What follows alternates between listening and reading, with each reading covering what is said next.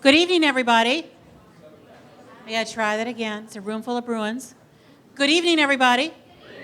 That sounds better. You guys are a really good-looking crowd. I said to Angela, everybody's so dressed up tonight. I'm very impressed. My name is Julie Sina. For those of you who have not had a chance to meet, I have the most fabulous job because I'm the director of the Alumni Association. So welcome, and welcome to your home. And hopefully you'll leave tonight thinking about it very much that way.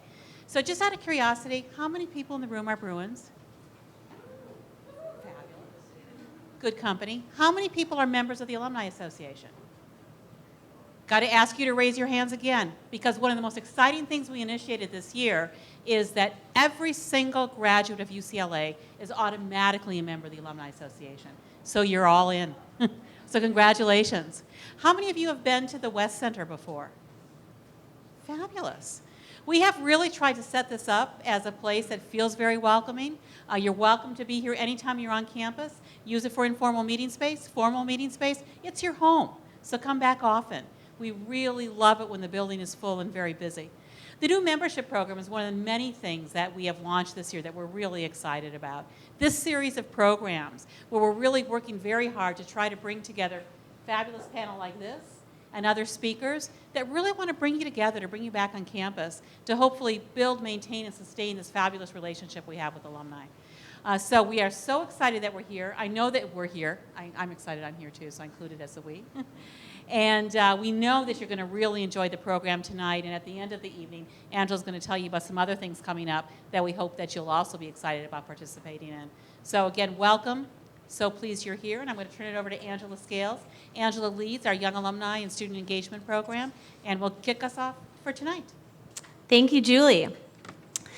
Welcome to Market Share. It's really wonderful to see so many Bruins in the house. As Julie mentioned, my name is Angela Scales, and I am the Senior Director of Young Alumni and Student Engagement here at UCLA Alumni Affairs.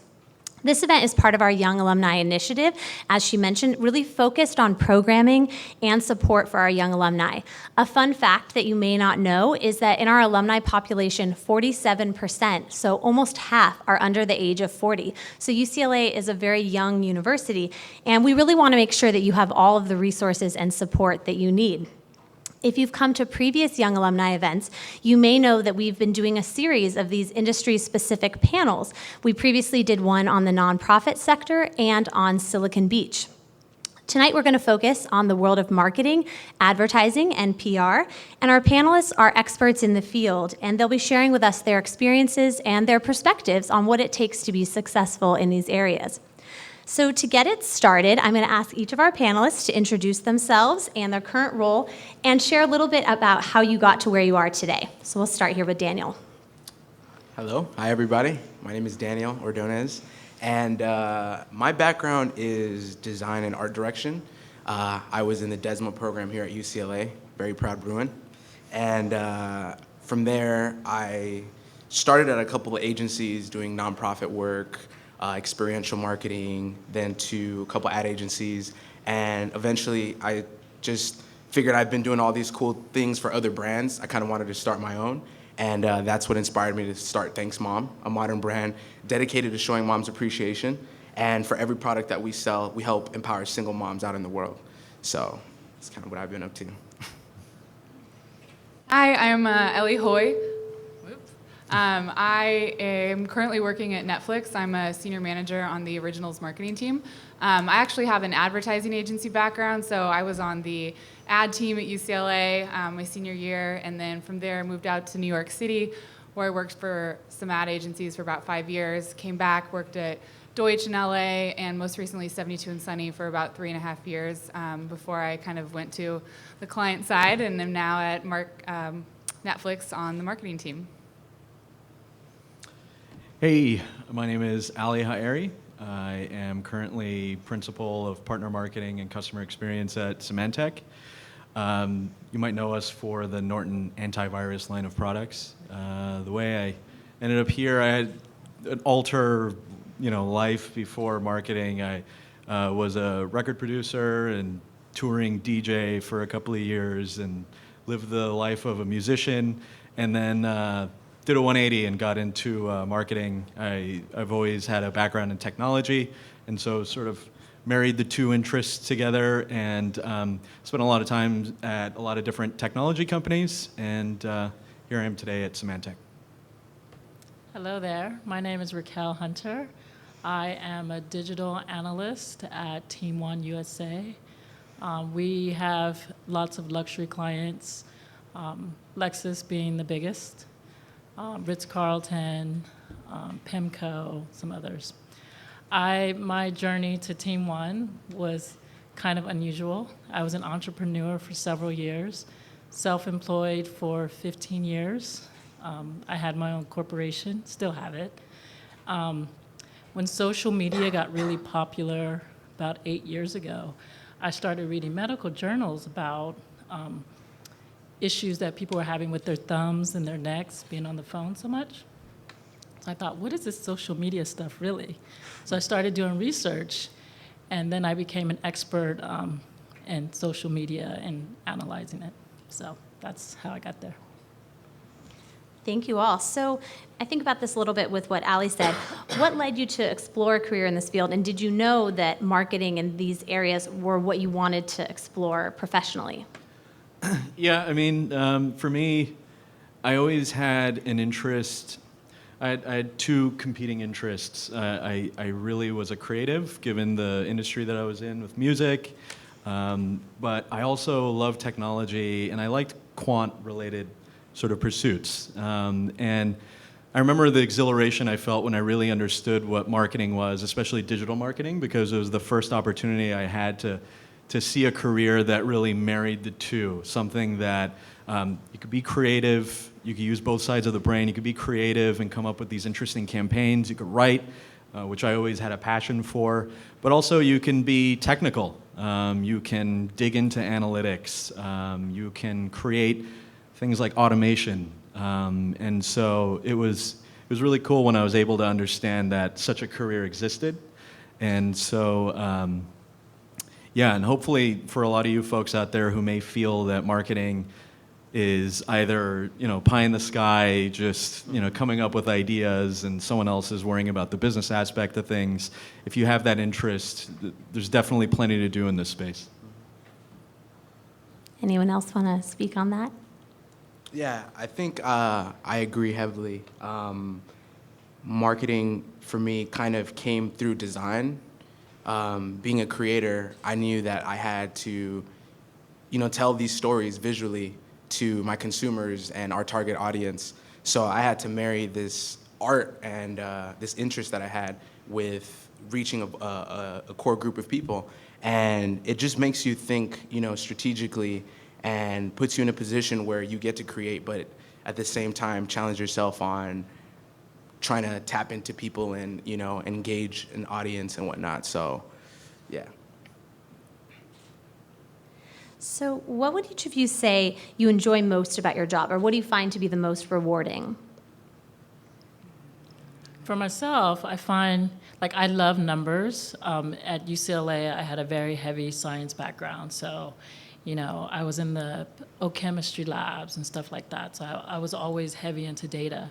And so to look at the data and be able to create a story also about that really, really is exciting, because a lot of people don't understand numbers. So it's like, so what, you have 1,000 likes or 10,000 comments, what does that mean? So to create a story behind it to show this is what happened, this is the ripple effect, eventually this happened, then it kind of puts that story together and makes everybody understand, and hopefully a beautiful way.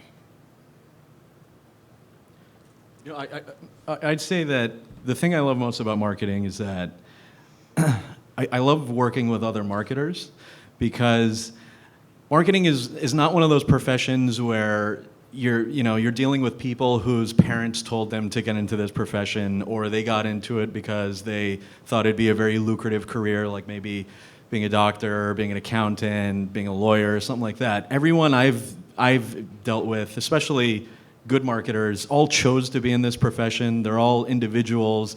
They're invariably very interesting people. And I can't say the same about some other professions. And so I love that, because every person that you're talking to has an interesting story. They're opinionated.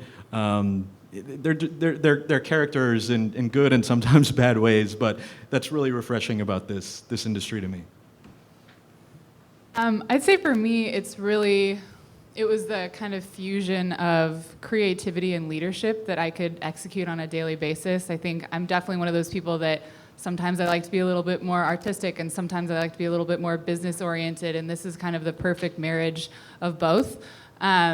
I think on a personal level too, I was also always the kid in school that loved doing projects because I like to work on this project behind the scenes, then get to kind of reveal it to everybody. So I think on a much larger scale now, that's something that I get to do both when I was in advertising and marketing now, work on these campaigns that you're just putting all of the research and strategy and creative development and production into, and then you get to just expose that and kind of sit back and watch the world react to this thing that you've created, and hopefully does really well for the brand and the purpose that it's supposed to serve as well. That's great. Yeah, to piggyback on a lot of what you guys said, the storytelling component is definitely my favorite. Being able to share something with the world and see how their responses and how much of an impact you make. I remember at my first internship at a nonprofit called Relief International, I helped design a campaign around the Pakistan flood, and I remember seeing some of the designs and some of the stuff we created in Pakistan, like seeing photos of the kids in Pakistan wearing our apparel and posters and all that stuff, and that's when I just fell in love. I was like, I'm reaching the world with what I do, so that was it. Cool. So in thinking a little bit about our audience today, what would you each say is a common myth about working in these fields in marketing and advertising?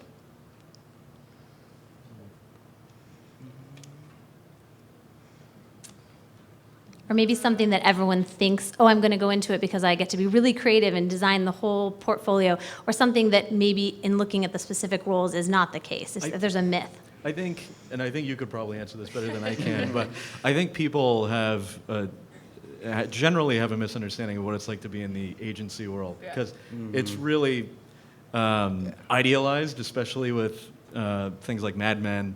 But I think you could speak to what it's really like. Yeah, no, I think what was it called? What Women Want, the movie with Mel Gibson and Helen Hunt, and talked about advertising, where it's this sexy career where you kind of sit around all day and then you get to have these meetings in the city and you're going on these shoots all the time and they're having cocktails and nobody's there sleeping overnight at the office and then having a meeting at 8 a.m. the next morning.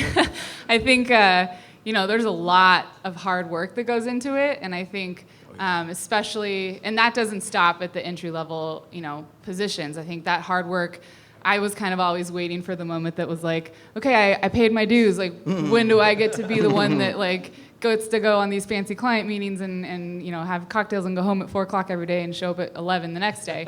And I think that in all of the companies I've worked for and teams that I've been a part of, I have, recently at 72 and Sunny, the partners there are just as involved as the account coordinators and the, junior creatives and junior producers. And I think there's just a lot of hard work that is kind of, to Allie's point, underestimated by the glorified nature of Mad Men and everything. And there are a lot of truths to those programs as well. I actually think that Mad Men hits on some client nuances that, kind of crazy things that you have to deal with.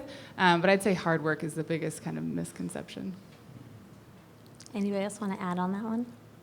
One of the misconceptions that I think is that there's a straight path to get into the marketing world or advertising world, and there really isn't. The department that I work in is the strategy department, and we just hired a cultural anthropologist. So really, you can do almost any and everything and still work at an agency. So try not to tailor I'm going to take this class or I'm going to work at this place. Really be passionate and let your true talent shine. Yeah, I would add to that. To my earlier point about marketing can be just as technical as it is sort of creative. If you're ever in on a hardcore digital marketing meeting, it's graphs, it's numbers. I know it's looking at budgets. It's not really glamorous aspect of digital marketing. Even digital marketing, you want it to be something like coming up with really interesting campaigns and interesting targeting and putting a lot of interesting technology to work, but it can get really in the weeds and very technical and dry in a lot of instances, so that could possibly be another misconception. I would say just one more thing too, that the notion that I feel like when you're job hunting a lot, or when you're starting off in your job hunt, it can be a very kind of discouraging process when you see that everybody's looking for 2 to 5 years experience. They need 2 to 5 years experience in like every single different kind of account coordinator or creative or whatever it is. And I'd say that, you know, I definitely did not have 2 to 5 years of experience when I got my first job out of college. I think it's just a passion and a hunger and the creativity that you can show to illustrate your talents and illustrate what you can bring to a job and to a company versus maybe what's listed out in the job description. I think that's an important thing to note. Definitely. So thinking a little bit about the Mad Men comment, how would you describe for your companies and your offices, how would you describe the environment and the culture of working there? I think one thing that's very apparent at most ad agencies is they definitely push for creativity and for you to express yourself. All the agencies that I've worked at, and now introducing to my startup, it's very about being yourself and having your personality and having an opinion, having kind of like your own story and something to offer. Because I feel like that's an intangible that everybody should bring, is kind of having not what just is on paper, but having kind of like your own backstory and something different to offer. So I think culturally, in a lot of the agencies that I've been at, everybody's very diverse and everybody is accepted for who they are, and there's no dress codes or, you know, meetings at such and such. It's like, it's a very open, like, chill environment, to be honest. Yeah. Yeah, I mean, I would say the culture has always been one of my favorite aspects about advertising and marketing in general. I think the people, it kind of breeds a group of work hard, play hard people that, you know how to get the job done and work really hard to do it, but because you spend so much time with them, you also become very close, and they're people that you hang out with outside of work and have, you know, friendships within the work environment as well. So I definitely think it's not, you know, from every agency and now at Netflix, it's not a place where you kind of go in and get your work done and keep your head down and are civil and you know whatnot, but it's very social, it's very communal. You know, it's a very team environment. It can be a very family environment depending on what agency you end up working for. But I think the people are just, they're really, at 72 we would always judge somebody by, would you want to go have a beer with this person? And I think that helps define the agency of just, they're people that you want to spend time with at the end of the day. I would also piggyback on that. The agency that I work at, super casual, very liberal. You may see someone skate by on their skateboard. It's very dog friendly, but at the same time, the work that comes out of the office is very, very on point. So it's like, yes, work hard, also play hard, and you know, some people come in at 9:30, but they're leaving at 7 or 8 at night, or even later. There are no time cards to punch. It's just very, be yourself, get the job done. That's what I like about it. So thinking a little bit about, Daniel, what you said about telling that story uniquely, how would you go about doing that in your resume or in your cover letter, showing that unique quality so that the employer, when looking at your resume, it stands out? I think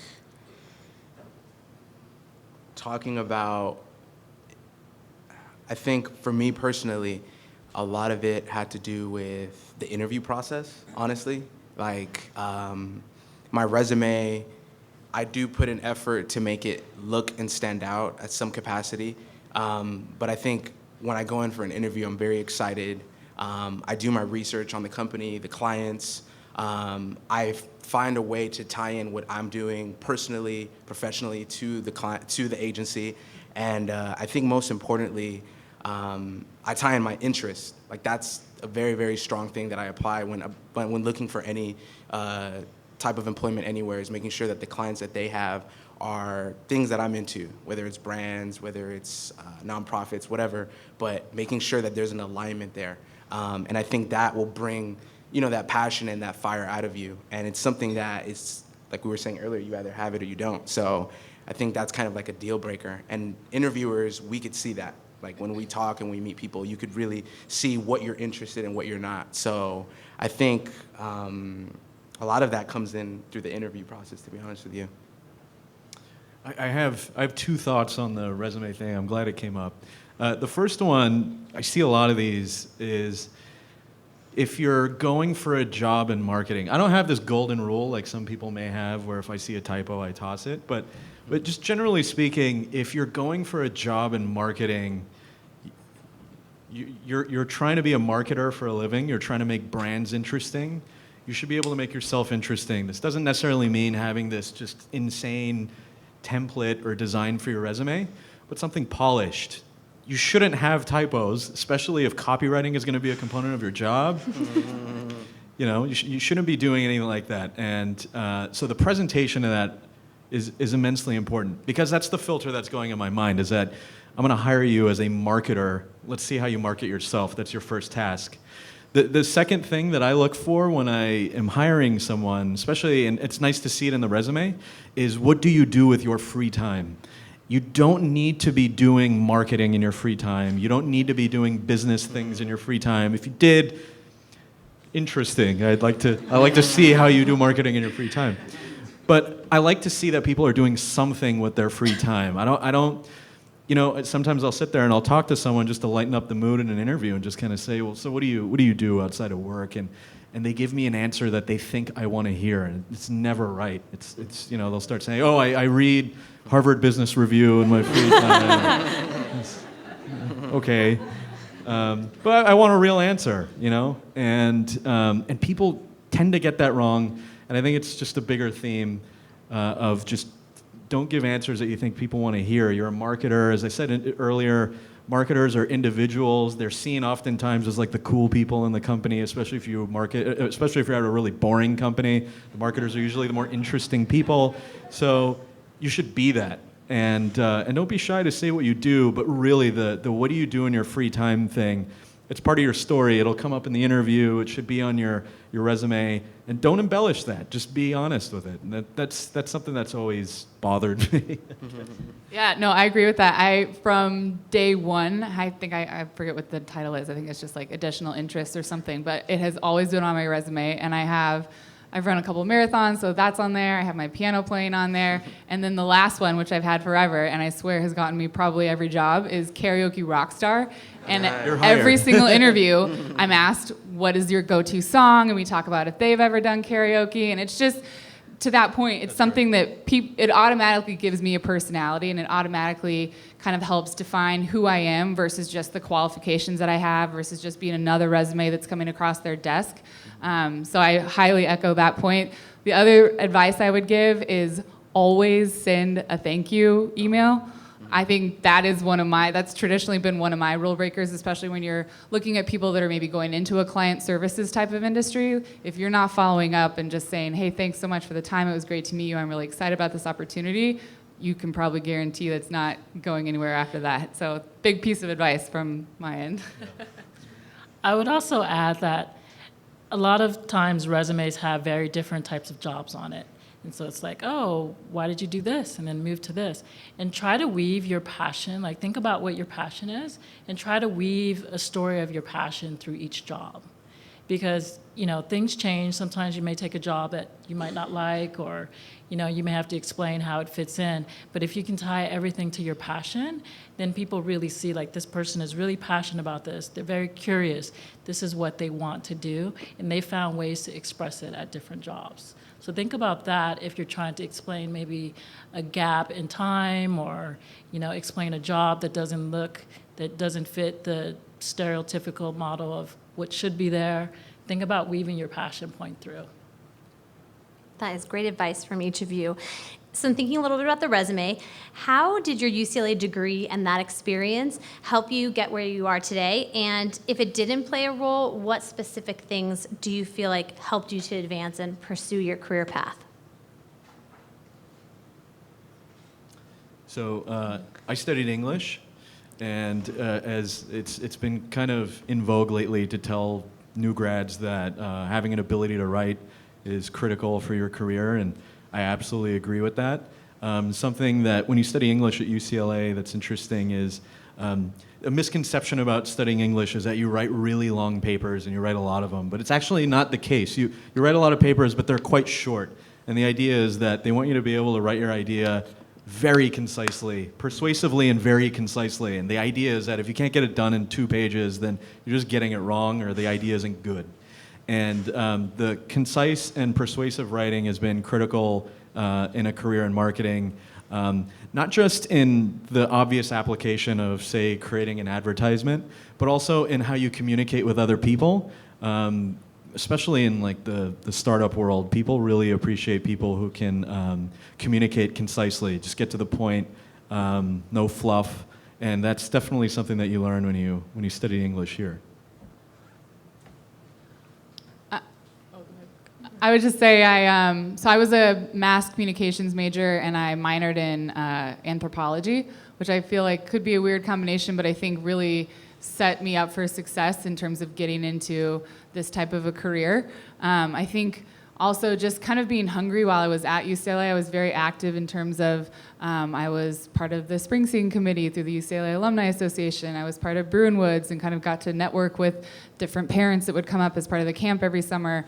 My senior year, I was on the UCLA advertising and marketing team, which is really what catapulted me kind of into exploring this as a career and getting to network through that. So it was definitely through not so much just my degree, but I'd say all my experiences that I had and the network and connections that I made through all of those at UCLA that kind of got me to where I was to really feel confident in starting a job hunt.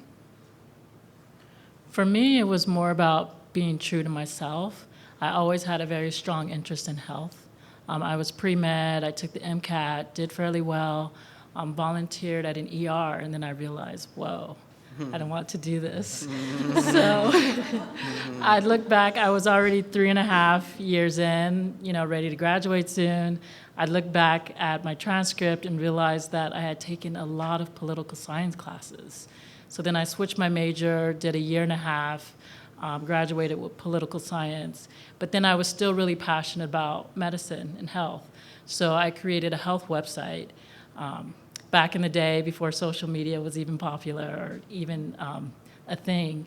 And then I always use analytics to help propel my next steps, like target audience, events that I should attend, things like that. I was always very data-based.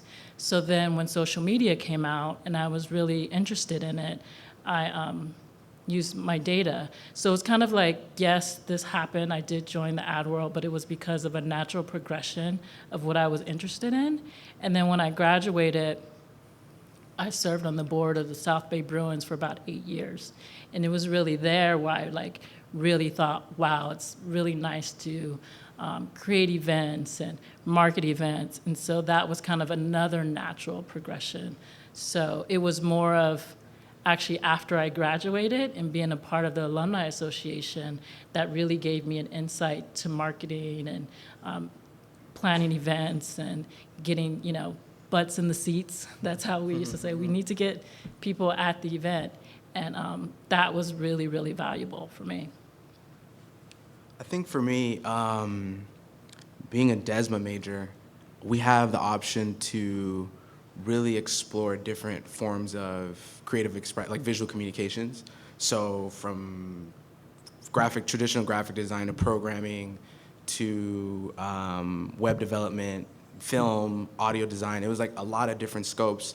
And the one common thread was being very concept driven, having a good idea behind everything you did.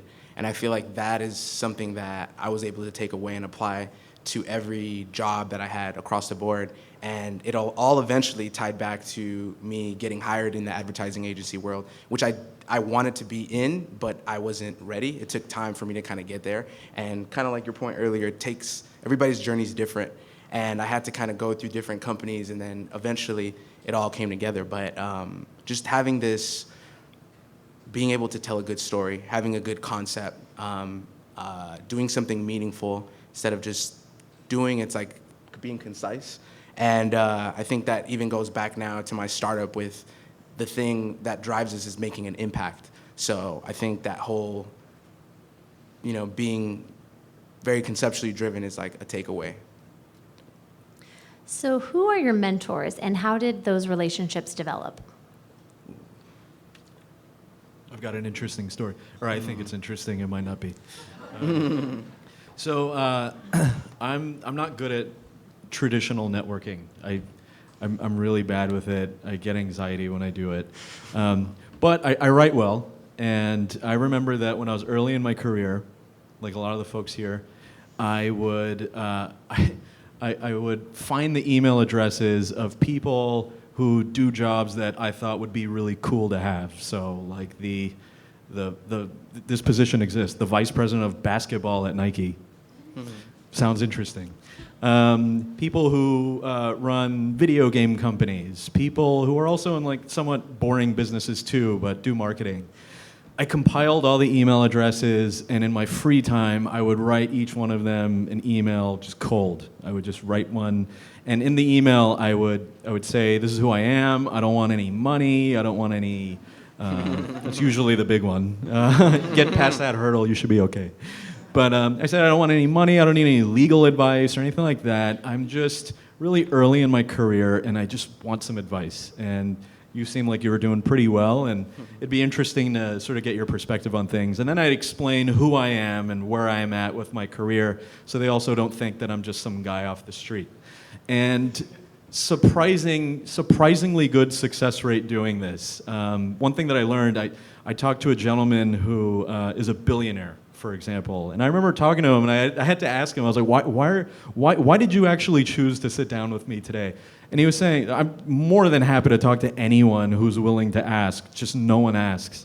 And I had a surprisingly good success rate. I met the CEO of a Fortune 500 company, several of them actually, luminaries in businesses like sports and video games and technology, just really, really impressive people who I would have otherwise thought they should not be wasting their time with someone like me, but they did, and that was great mentorship. And I would meet with all of these really interesting people, and it really helped me figure out what I did want to do and what I didn't want to do, and it really helped inform the decision making, because these people were really fascinating industries. And for example, I loved video games growing up, and I thought that was going to be the career for me. But I went through the whole process, and I realized I really don't want to be part of that industry. It just doesn't really excite me from a business standpoint. So go out there and seek out your mentors, even if you have to do it manually. But beyond that, also, I've been fortunate to work at some companies where executive leadership, I made a similar effort to sort of reach out to them. And when you have a mentor at the company that you're working at, that's great obviously for your career development. And also, they kind of pull you aside, and they do these stream of conscious where they just talk to you about things that are going on. You wouldn't have that access unless you really sort of make it clear that you're looking for some semblance of mentorship. So be aggressive about it.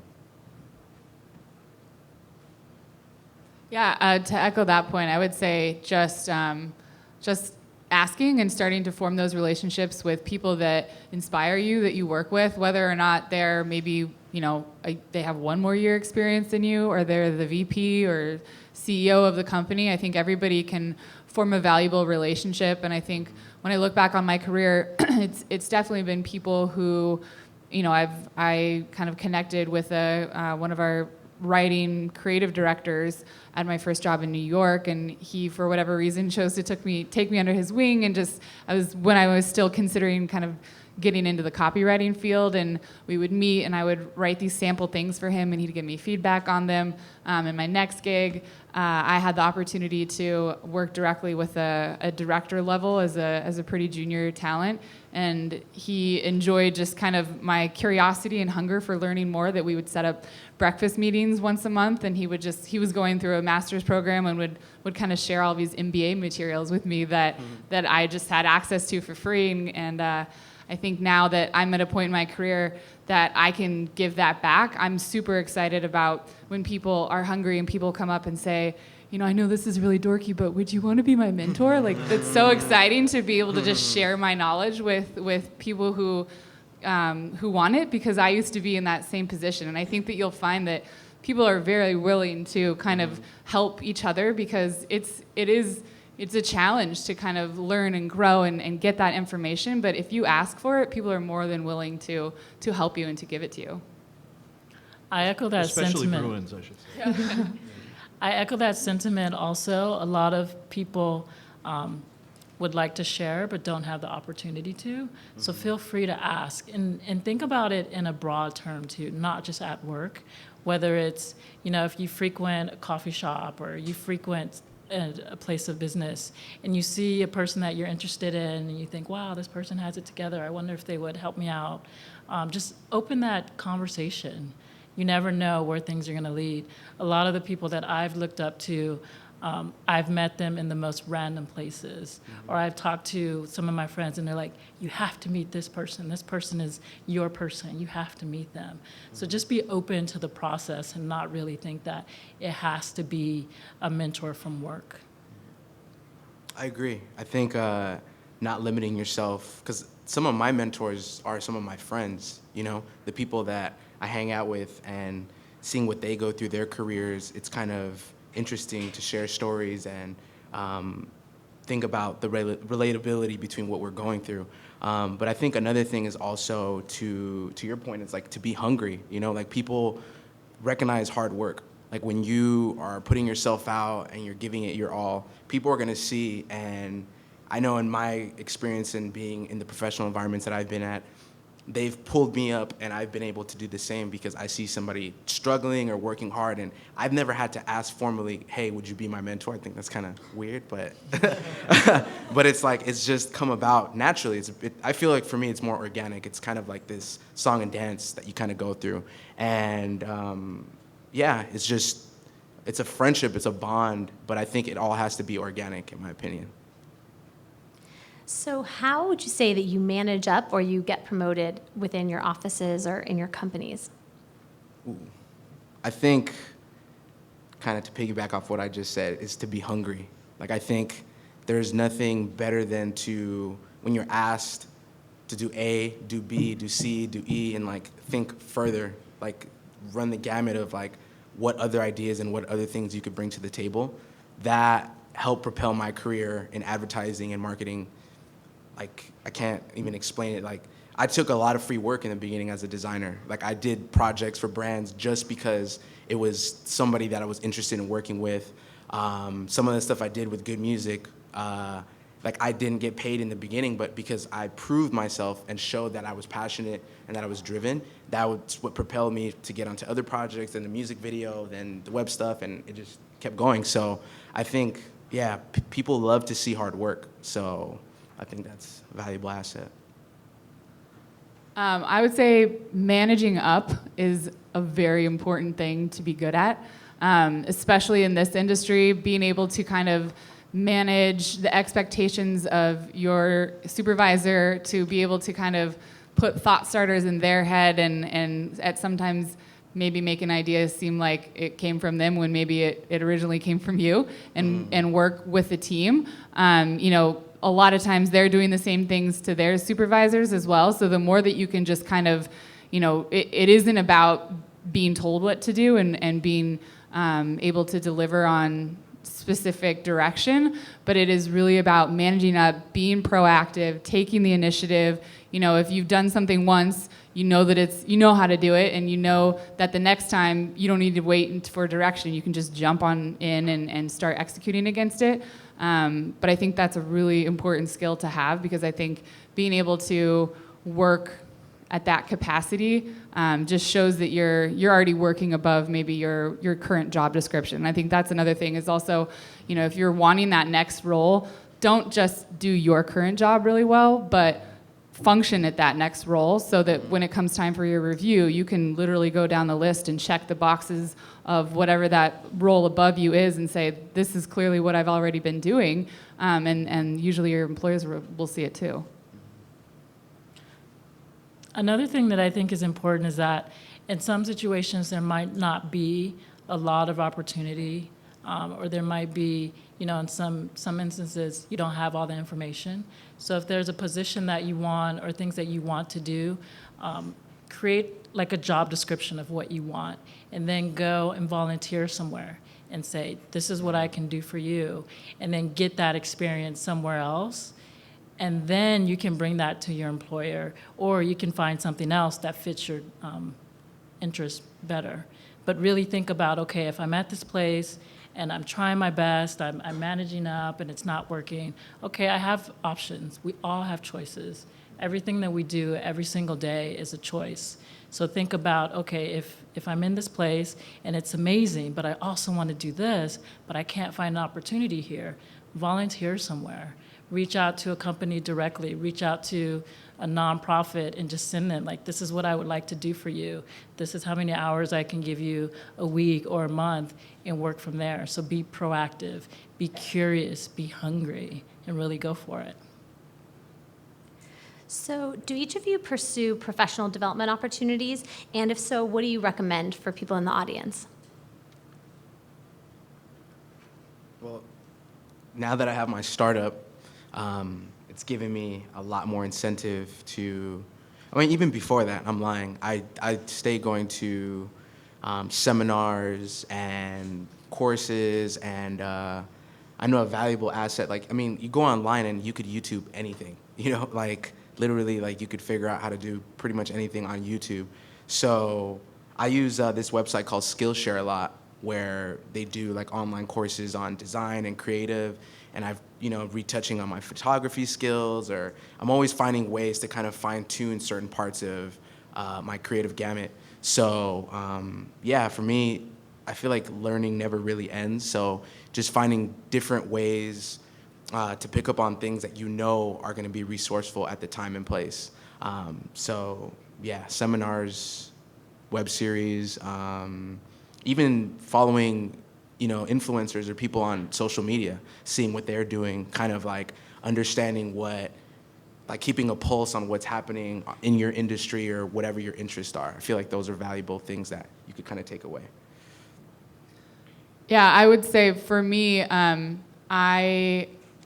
I view that, especially within the advertising and marketing field, the most important thing is just to be in the know. So I think in terms of my professional development, I probably don't approach it in a more traditional sense, or of what are courses I could be taking to excel, my writing skills or whatever that is. But for me, it's much more, how can I just absorb everything that's happening in culture, everything that's happening in the media right now, cool stuff that other people are doing, who's winning awards at Cannes every year. I have my Google alert set up every single day for not only things that are related to my piece of business, my competitor's piece of business, the industry in general, but I have my kind of set of websites that I check and blogs on a daily basis to just kind of inform myself and feed myself the information that I think you really have to be in the know of, because you're either the one that is the client that needs to have that information, or you're the one that the client is going to be asking for that information, and it's a critical piece of your job. I'd say for me, I'm really interested in technology, tools, and such. So what I like doing in my free time related to professional development is I make things in my free time. I remember somewhere along my journey, I didn't have any skills when it came to understanding social media, especially on this enterprise level. And so I created a social media persona. I rigged all these different social media tools to it, just to understand how all these tools work. I actively tried promoting it, spent some of my own money just using some of the advertising options that are available in these tools. just to get acclimated with everything. And so, say once I'm done with this test, I could be able to speak somewhat intelligently about what it takes to actually use some of these tools and how to actually, do some sort of user acquisition. So I like doing that in my free time just to see how these things work. It's been a tremendous boost for me. I totally agree with you. I do that too. I have different personalities on social media where I can try different things out that are not attached to myself, so I can just go out there and do whatever. Then if it's really successful, I can use it as a case study. And that also shows that I'm curious, I'm passionate, I'm willing to take a different effort. Classes are great, especially if you can really connect and talk to the professor or find other students in the class that really are passionate about what they're doing. I just think that the world is one big learning opportunity, so you can learn anything, anywhere. It doesn't have to necessarily be school-based. It could be experience-based. It could be having a monthly or even a weekly breakfast with a former colleague or someone you find interesting. So really just think of the world as how can I learn, what can I learn, and find different places to find it. So what would you guys each say are some of the new trends in the area or that are changing the industry or maybe changing the way that you do your job? I would say mobile is the hot thing. It's kind of been the hot thing for the last 3-4 years, and digital was like that for a while, and it was always, this is the year digital is going to be big this year, and now that has transitioned to it's mobile, and I don't think anyone's really cracked it yet. I think especially when you look at advertising opportunities in that space, it's a fine line of trying to find out what is, a rich media ad that somebody sees on their phone. Is that really exciting to them? Maybe a static is just going to perform better, and oftentimes they do. What is the purpose of having an app versus a mobile website? What is that consumer experience that people want to interact with a brand or with a company through their phone? I think we're on the forefront of that. I don't think anyone's really done anything that's solved that and really set that trend off in motion, but everyone's really chomping at the bit to try and do that. I would say ad tech is getting very big. It's already pretty big, but it's getting even more sophisticated. Again, for the folks here who are into the quant stuff, looking into ad technology is pretty fascinating. Companies like Facebook are really, really talented at taking disparate pieces of information. I always scare my wife when I show her how Facebook can target people who just bought a home in the past 3 weeks, or people who are looking to move and rent a new place in the next couple of weeks. They take offline transactional data and corroborate it with other sorts of data. I'm scaring everyone here right now. Everyone's pulling out their phone and just opting out of everything. But there's really fascinating stuff. If you could get past the creepiness factor of it, there's really fascinating stuff that's going on with ad tech. And the other thing is marketing automation is getting smarter and stronger. Automation, just in a nutshell, is taking things like databases of email addresses and analytics of people coming onto websites and using that as criteria for digital marketing campaigns. So I'm going to take traffic on my website and change the appearance of my website based off of people who are visiting it. So automation is getting really, really exciting and fascinating if the technology side is what you're interested in. I would add that data-driven decisions are becoming much more important. It used to be oh wow, we'll make a commercial, and if you heard people talking about it all the time, that was good enough. But now it's okay, what are the numbers? What are people actually doing?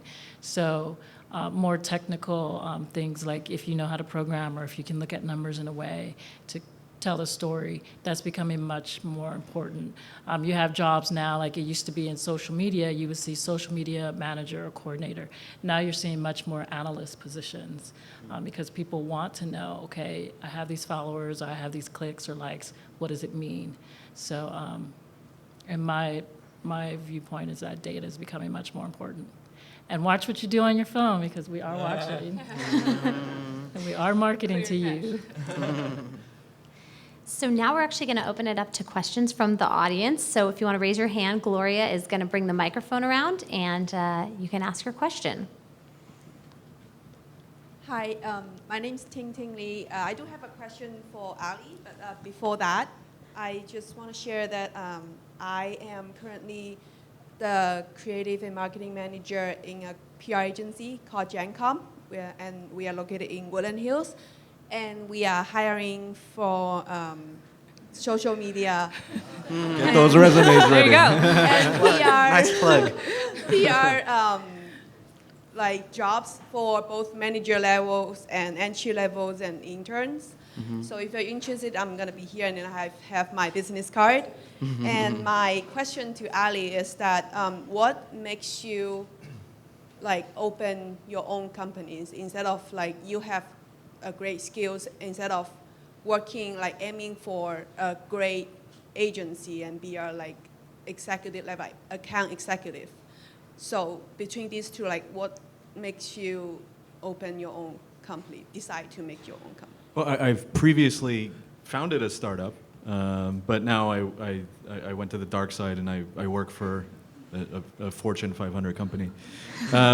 I'd say to that point, in my experience, the really interesting startups, and mine wasn't interesting, but what was interesting about it was that it starts from a good idea. And the way I started mine was I was working at an accounting firm, and I was overhauling all of their systems, and I wanted to just take it way further than I already did. And the accounting firm was founded in 1939, so they weren't really excited about some of the ideas I had.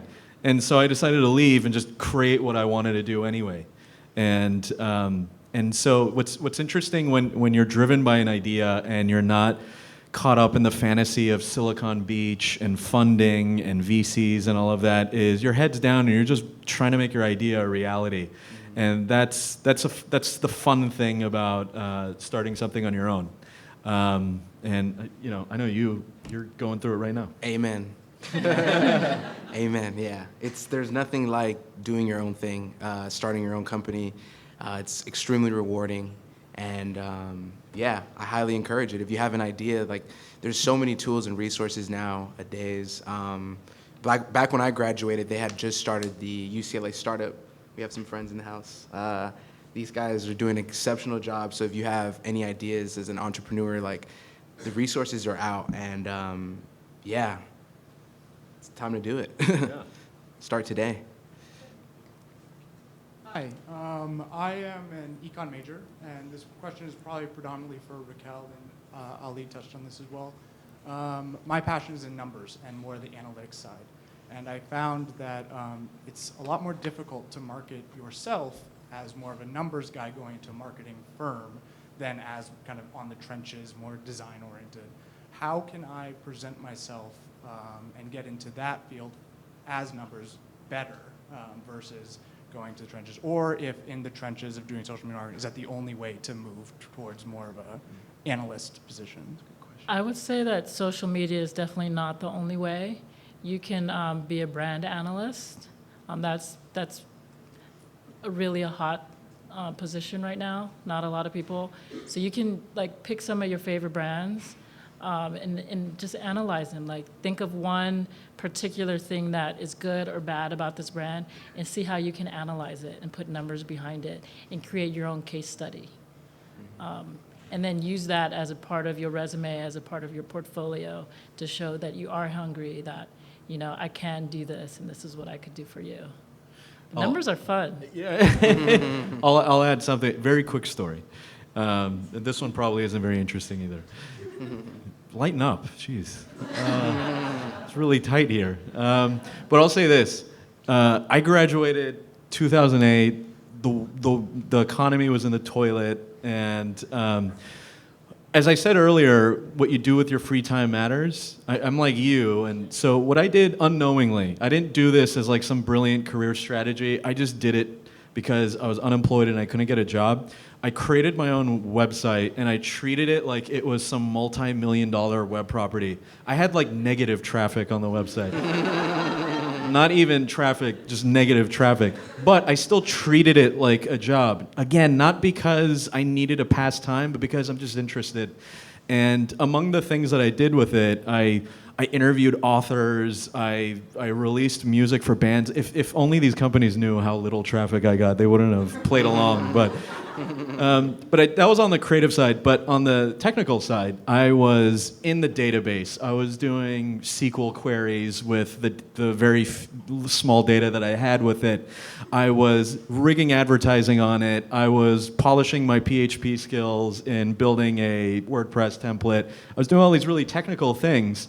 And what was interesting about it was, I remember I went for a job interview at an ad agency, and I was just talking, and I was just reaching for things to talk about because I was a new grad and I didn't really have anything to talk about.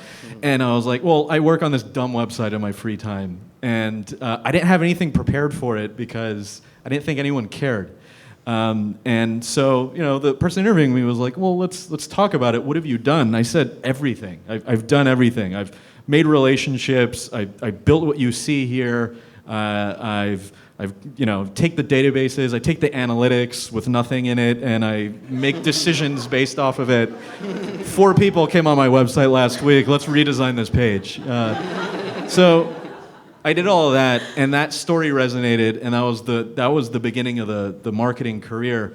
So it's a really long way to say, do something with your free time that would resonate with a marketer that also exhibits your proclivity towards numbers and all of that, and someone will pick up on it. The right person, the right company, shoot me an email. I could definitely tell you, where to go with it, but people will appreciate that, especially these days. Marketing has become so tech-driven. I've been a beneficiary of that. Someone will notice it and appreciate that, so you're okay. Mm-hmm. Thank you. Yeah.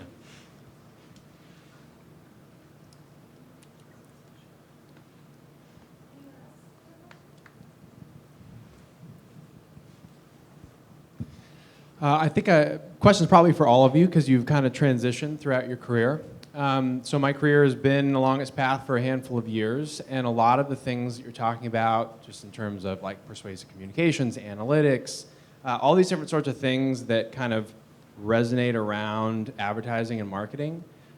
The company that I'm at is not an agency, and it's not client side. And as I start to look to transition to something that's maybe a little bit more normal and like people talk about with like consistent, kind of terminology and stuff like that, what's the best way to jump over? I mean, obviously I can take a bottom level position and work my way up, but you don't always necessarily want to do that. Sometimes you probably have to take some notches down or whatever. Do you have thoughts on how to make that transition?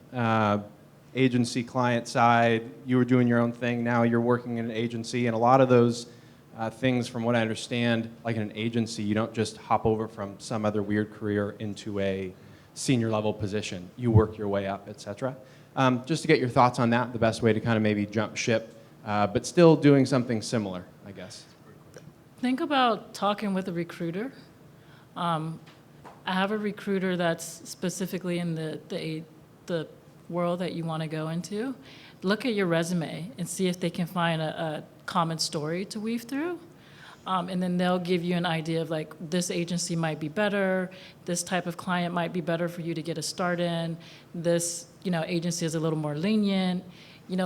Talk to someone who is like in the HR field and give you some direction. Yeah, I would just also, I think most recently in my transition from the agency world to Netflix, I wasn't even actively looking. It was just, I continuously keep my LinkedIn profile up to date. And I think the way that it's set up is the more you kind of update it, the higher you'll appear in terms of searches and everything.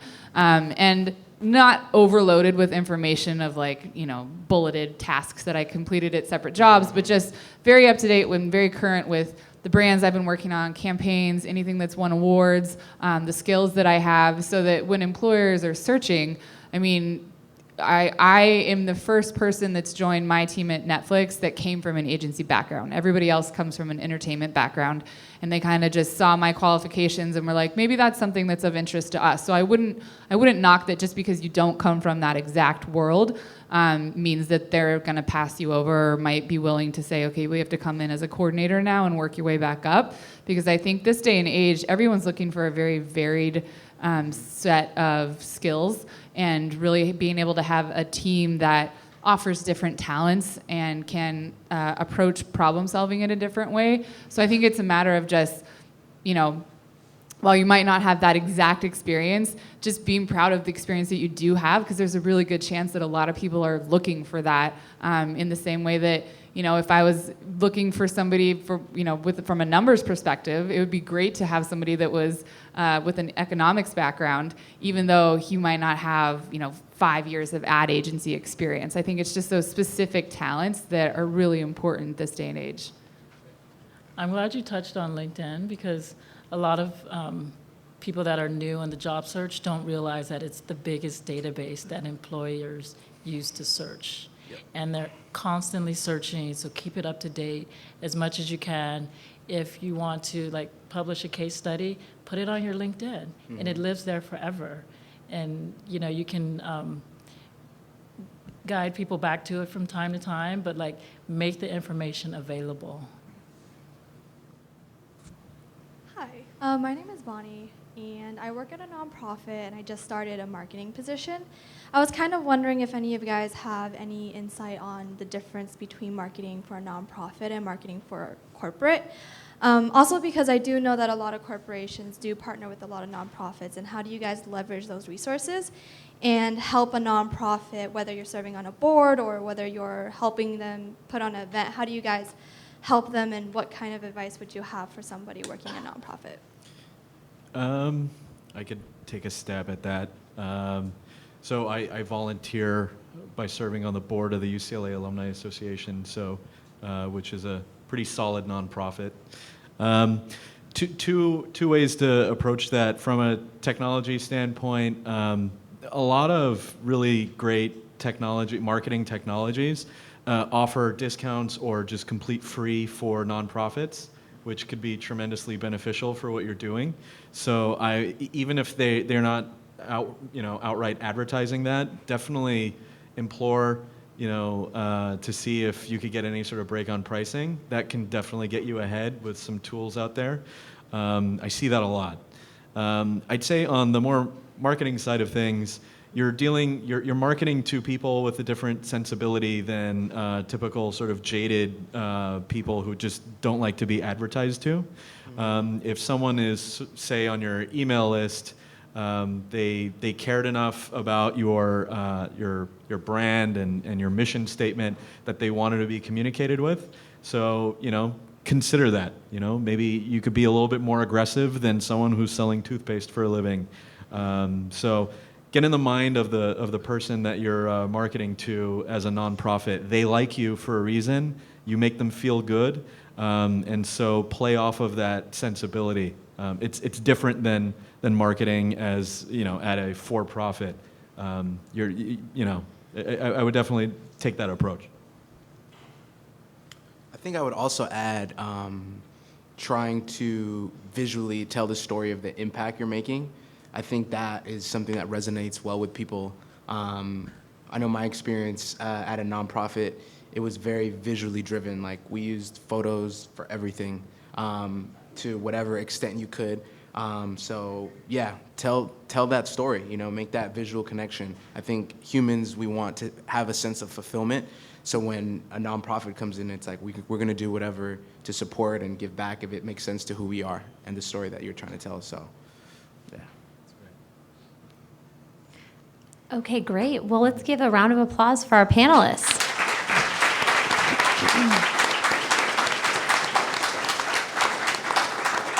And hopefully a couple of them can stay around for a little while if you want to ask them one-on-one questions. But thank you again for joining us. And before we close, we just want to make sure you're aware of some of the other events and programs that are coming up over the course of the summer.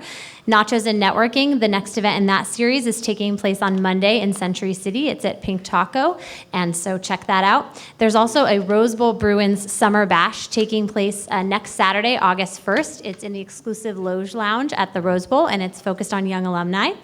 There's also Bruin Bash, which is tailgates for all home and away games put on by the Alumni Association.